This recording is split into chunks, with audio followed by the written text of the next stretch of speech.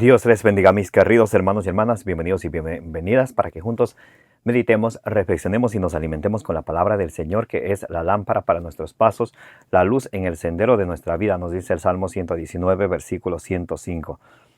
Hoy es lunes, es 23 de marzo del 2026.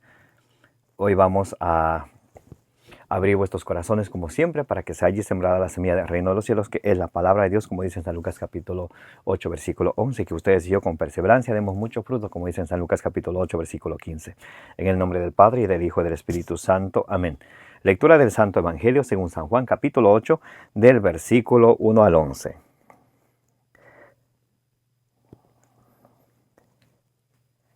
Mas Jesús se fue al monte de los olivos, pero de madrugada se presentó otra vez en el templo, y todo el pueblo acudía a él. Entonces se sentó y se puso a enseñarles. Los escribas y fariseos le llevan una mujer sorprendida en adulterio. La ponen en medio y dicen: Maestro, esta mujer ha sido sorprendida en adulterio.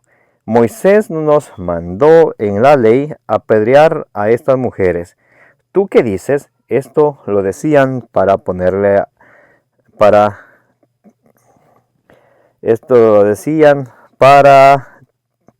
tentarle, para tener de qué acusarle. Pero Jesús, inclinándose, se puso a escribir con el dedo en la tierra. Pero como ellos insistían en preguntarle, se incorporó y les dijo: Aquel de vosotros que esté sin pecado, que le arroje la primera piedra. Inclinándose de nuevo, escribía en la tierra. Ellos, al oír estas palabras, se iban retirando uno tras otro, comenzando por los más viejos, y se quedó solo Jesús con la mujer, que seguía en medio. Incorporándose, Jesús le dijo: Mujer, ¿dónde están? ¿Nadie te ha condenado? Ella respondió: Nadie, Señor. Jesús le dijo: Tampoco yo te condeno. Vete y en adelante no peques más. Palabra del Señor. Gloria a ti, Señor Jesús. Oremos juntos, mis queridos hermanos y hermanas. Santo y divino Espíritu de Dios, lléname plenamente de tu luz, de tu sabiduría, de tu conocimiento, para que al escuchar tu palabra la reciba con humildad, la ponga por obra y perseverando en ella, que pueda dar mucho fruto y alcanzar la salvación. A ti, divino Espíritu, que eres Dios y siempre nos acompañas, a ti sea el honor, el poder, la adoración por los siglos de los siglos. Amén. En el nombre del Padre, y del Hijo, y del Espíritu Santo. Oh, mis queridos hermanos y hermanas, hoy estamos leyendo el Santo Evangelio según San Juan, capítulo 8, del versículo 1 al 11, el pasaje de la mujer adúltera. Quiero leerles el comentario de San Ambrosio, obispo. Dice: Los letrados y los fariseos le habían traído al Señor Jesús una mujer sorprendida en adulterio, y se habían traído para ponerle a prueba, de modo que si la absolvía, entraría en conflicto con la ley, y si la condenaba, habría traicionado la economía de la encarnación, puesto que había venido a perdonar los pecados de todos. Presentándosela, pues le dijeron: Hemos sorprendido a esta mujer en flagrante adulterio. La ley de Moisés nos manda apedrear a las adúlteras. ¿Tú qué dices? Mientras decían esto, Jesús, inclinándose, escribía con el dedo en el suelo, y como se quedaron esperando una respuesta, se incorporó y les dijo: El que esté sin pecado, que le tire la primera piedra. ¿Cabe sentencia más divina que castigue el pecado el que esté exento de pecado? ¿Cómo podrían, en efecto, soportar a quien condena los delitos ajenos mientras defiende los propios? ¿No se condena más bien a sí mismo quien en otro reprueba lo que él mismo comete? Dijo esto y siguió escribiendo en el suelo. ¿Qué escribía? Probablemente esto: Te fijas en la mota que tiene tu hermano en el ojo y no reparas en la viga que llevas en el tuyo. escribí en el suelo con el dedo, con el mismo dedo que había escrito la ley. Los pecadores serán escritos en el polvo, los justos en el cielo. Como se dijo a los discípulos, estad alegres porque vuestros nombres están escritos en el cielo. Ellos al oírlo se fueron escabullendo uno a uno, empezando por los más viejos, y sentándose reflexionaban sobre sí mismos, y quedó solo Jesús y la mujer en medio de pie. Bien le dice el evangelista que salieron fuera los que no querían estar con Cristo. Fuera está la letra, dentro los misterios, los que vivían a la sombra de la ley, sin poder ver el sol de justicia en las sagradas escrituras, andaban tras cosas comparables más bien a las hojas de los árboles que a sus frutos. Finalmente, habiéndose marchado letrados y fariseos, quedó solo Jesús y la mujer en medio de pie. Jesús se disponía a perdonar el pecado. Se queda solo, como él mismo dice: está para llegar la hora, mejor ya ha llegado, en que os disperséis cada cual por su lado y a mí me dejéis solo. Pues no fue un legado o un nuncio, sino el Señor en persona el que salvó a su pueblo. Queda solo, pues ningún hombre puede tener en común con Cristo el poder de perdonar los pecados. Este poder es privativo de Cristo, que quita el pecado del mundo, y mereció ciertamente ser absuelta la mujer que, mientras los judíos se iban, permaneció sola con Jesús. Incorporándose Jesús dijo a la mujer: ¿dónde están tus acusadores? ¿Ninguno te ha lapidado? Ella contestó: ninguno, Señor. Y Jesús le dijo: tampoco yo te condeno.